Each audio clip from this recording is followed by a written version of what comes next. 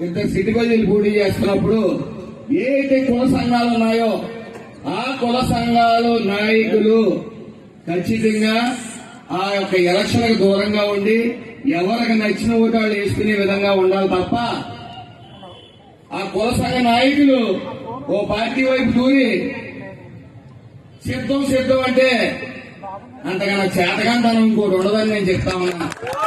కుల సంఘాలని అక్కడ అడ్డు పెట్టుకోకూడదు. ఇద్దరు ఒకే కులం అప్పుడు పోటీ చేస్తున్నప్పుడు సభ్యులు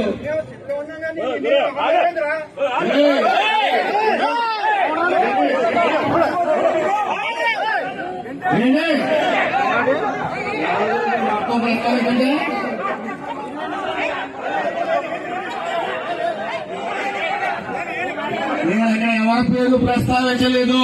గుమ్మడికాయలు దొంగ అంటే వచ్చాడు అక్కడ.